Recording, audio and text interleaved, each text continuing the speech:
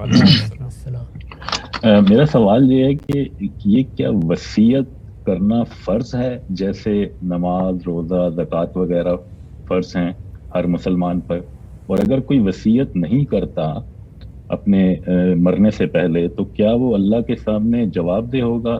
یہ اگر آپ سورہ بقرہ اور سورہ نساء کو ساتھ ملا کر پڑھیں تو ایسے لگتا ہے کہ جیسے وصیت کرنا ایک فرض کام ہے۔ ٹھیک ہے جی، بہت شکریہ۔ وصیت کرنا یقیناً فرض ہے، یعنی ہر آدمی کو وصیت کرنی چاہیے۔ وصیت کرنے کے لیے اللہ تعالیٰ نے خود ہدایت فرمائی، اور کیوں ہدایت فرمائی؟ اس لیے ہدایت فرمائی کہ اگر آپ اپنے مال کے بارے میں کچھ نہیں بتائیں گے تو بڑے نزاع پیدا ہو جائیں گے، بڑی خرابیاں پیدا ہوتی ہیں اس سے۔ ہمارا دین تطہیر اور تزکیے کا دین ہے۔ ساری ہدایات اسی لیے دی گئی ہیں کہ مسلمانوں کے دل و دماغ پاکیزہ رہیں۔ جب نزاع پیدا ہوگی تو دلوں میں کدورتیں پیدا ہوں گی، ایک دوسرے کے ساتھ زیادتی ہوگی، اور معلوم نہیں کیا کیا ہوگا۔ تو جو لوگ وصیت نہیں کرتے وہ بالعموم اپنے پیچھے بڑے جھگڑے چھوڑ جاتے ہیں۔ وصیت ضرور کرنی چاہیے، البتہ جو سورہ بقرہ میں حکم دیا گیا تھا اس میں لوگوں کو ایک قانون کی طرف توجہ دلانے کا عمل پہلے کیا گیا، اور یہ اللہ کا طریقہ ہے کہ جب لوگ کسی چیز سے مانوس نہیں ہوتے تو پہلے تربیت کے طور پر انہیں بنیادی چیز کی طرف توجہ دلائی جاتی۔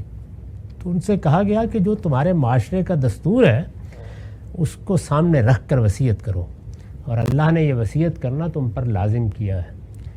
جب یہ ہدایت کی گئی تو لوگ کچھ متوجہ ہوئے، انہیں ذمہ داری کا احساس ہوا، اور وہاں کچھ ہدایات بھی کی گئیں کہ اگر کوئی زیادتی کر دیتا ہے تو اس کی اصلاح کرنے کا کیا طریقہ ہے۔ اس سے لوگوں پر یہ بات واضح ہو گئی کہ وصیت تو ہم کریں گے، ضرور کریں گے، لیکن وصیت میں کس کو کیا حیثیت دیں اس کا فیصلہ کیسے کریں۔ یعنی ایک چیز تو بڑی آسان ہے، اور یہ کہ کسی کی ضرورت کے لیے وصیت کر دی، کسی کی خدمت کے صلے کے لیے وصیت کر دی، وہ آسان ہے، وہ تو آپ فیصلہ کر لیتے ہیں۔ لیکن مثال کے طور پر کوئی خدمت، کوئی اس نوعیت کا معاملہ نہیں ہے، اب مجھے اپنے اعزاء کے لیے وصیت کرنی ہے، تو یہ تو بالکل واضح ہے کہ جو سب سے قریبی لوگ ہیں وہ کون ہیں، یعنی میاں بیوی ہیں ایک دوسرے کے، والدین ہیں پیچھے، اولاد ہے آگے، اولاد نہ ہو تو بہن بھائی ہیں، تو یہی رشتے ہیں۔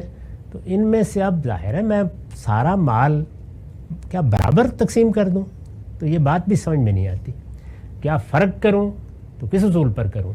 تو اللہ تعالیٰ نے فرمایا کہ لا تدرون ایکم اقرب لکم نفع، تم اصل میں اس کا تعین نہیں کر سکتے، صلاحیت نہیں تمہارے اندر، تو میں تمہیں تمہارے ان اعزاء کے بارے میں وصیت کر دیتا ہوں۔ یوصیکم اللہ فی اولادکم سے اللہ تعالیٰ نے حصے مقرر کر دیے، اور ہر حصے کو بیان کرتے وقت یہ کہا کہ من بعد وصیہ، یعنی تمہاری اگر کوئی ضرورت ہے، تم کسی بچی کے لیے، بچے کے لیے، عزیز کے لیے، دوست کے لیے اس کی خدمت کے صلے میں یا اس کی کسی ضرورت کو سامنے رکھ کے کوئی وصیت کرنا چاہتے ہو تو پہلے وہ کرو، اس کے بعد جو بچے گا رشتہ داری کی بنیاد پر تم فیصلہ نہیں کر سکتے، وہ میں نے کر دیا۔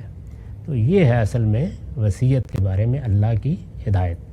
اب مسلمانوں کے ہاں کیا ہوا، وہ یہ کہ جب اللہ تعالیٰ نے حصے مقرر کر دیے تو وہ فارغ ہو گئے، انہوں نے کہا چلے ٹھیک ہے، خود ہی ہوتا رہے گا جو بھی ہوتا رہے گا، جبکہ ایسا نہیں کرنا چاہیے۔ یعنی انہیں دیکھنا چاہیے گرد و پیش میں، ممکن ہے ان کی کوئی بچی، ان کا کوئی بچہ ضرورت مند ہو، ممکن ہے کہ ان کے بچوں میں سے کسی نے غیر معمولی خدمات انجام دی ہوں، اپنی بہت سی مصروفیات ان کی خدمت کے لیے ترک کر دی ہوں۔